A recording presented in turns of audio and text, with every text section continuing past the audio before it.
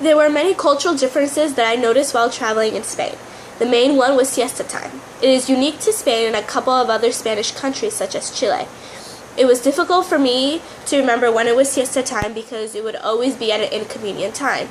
I had to make plans around this time because all the stores would be closed. I did experience culture shocks for many things. While in Spain, I was searching for ginger ale, and it was very difficult to find. Many supermarkets do not sell this product. I've only seen this product once, when I was purchasing it, the cashier asked me what it was because she thought it was beer because she's never seen it before. That was a surprise to me since we can find ginger ale anywhere in New York. Also, when asking for Coca-Cola in a restaurant, the server would always ask what type of Coca-Cola you want. And here in the States, you are never asked, unless if it's diet, but usually you're not asked. I've also noticed that many little girls were inappropriately dressed for their ages.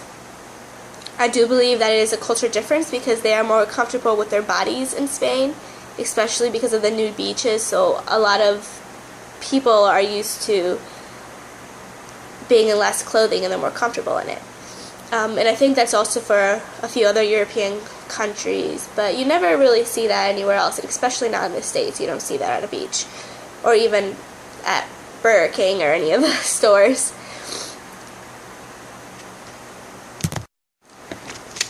While I was reflecting of what makes my culture unique, I realized that there's really nothing else like it. The type of food we have here, our habits, they're not the same as any other country you would go to. They're not as religious like in Spain. Everyone is mostly Catholic, even though they've moved past that now. There's still an emphasis on it, and they celebrate it. And here, I think the closest thing we have is Christmas and Easter, which many, if you're not religious, many people don't see the religious aspect to those things.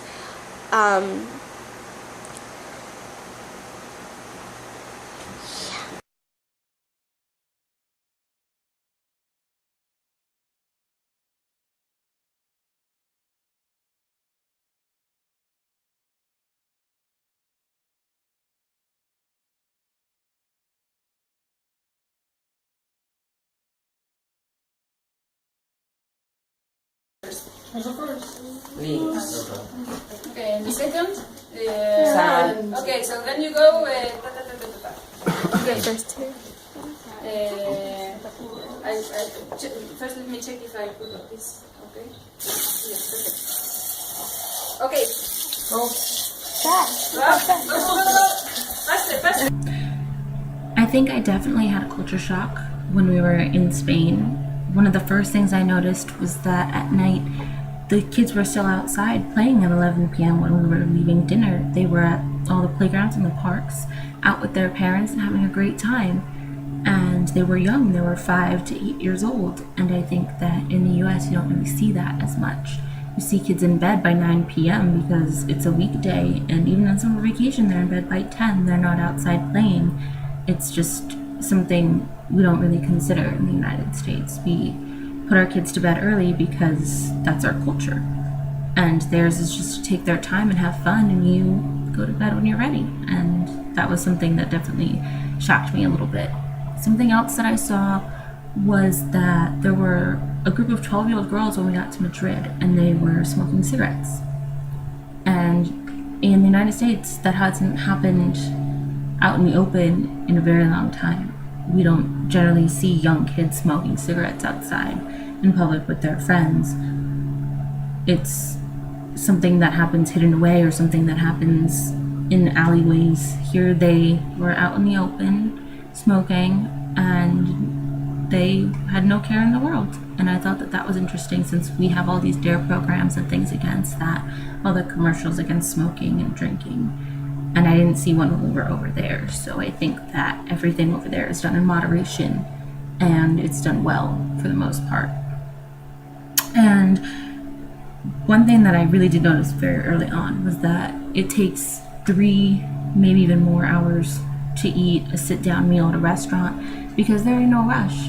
They come out when they're ready. Things are done as they're ready. Nobody's in a rush trying to get from point A to point B. You sit with your friends and you eat and you drink and you have a great time. And in America, the average meal for 7 people, which is how many are in my family, takes about an hour and a half for appetizers, dinner, and dessert. And I thought that was so interesting because everyone in America is rushing and they need to get to point A to point B and they have to get on with their life. But in Europe, that doesn't happen. Everybody takes the time to sit and enjoy the food and be with their families and their friends. And I thought that was something that was really enjoyable, just to be able to sit and relax and drink a glass of wine and enjoy all the food slowly, and nobody was rushing me to finish and get out. And something to do with meals that also really surprised me was that they don't have allergies in Spain. Nobody's allergic to much there. When the allergy kids, is what I like to call ourselves, like the breakfast club, when we were sitting at the tables, they would look at us and just say, "Oh, you're allergic to that?" Like, that's something they've never seen before. And I think because in their country they're exposed to everything so early on, they don't have those kind of allergy vaccinations and all of that. And I think it's really just a place where you grow up, because in the city, in like the Bronx where my mom grew up, they didn't have peanut allergies there, and they still don't. It's a very low peanut allergy population, and I think it's just because everybody's exposed to it very early on. So I guess it just depends where you grow up. But I think that I did have a culture shock, and it definitely was something that I needed to see. As I'm sitting here reflecting on my time in Spain, I find that there are some things that are very unique to our culture that over there you wouldn't find, such as leftovers. That's a big thing there. You finish what you get and you don't take it home. And most of the time you don't get food to go either. You sit there and you eat, whether you're by yourself or you're in a group. And in the United States, you just, if you don't finish it, you take it to go, because we have such large portions that our society is built around it. Many places make their portions so big so that you can take it home. Many places even offer things like buy one, take one home, like Olive Garden. And there you would see no such thing.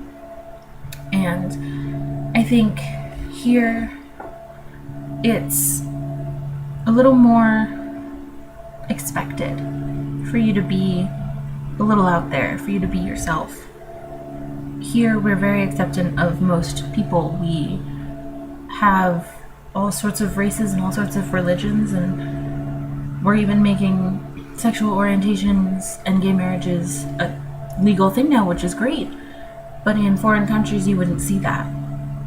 You don't see very many people with different colored skin or with different religions all coming together. And I think that that's something very unique that we have here.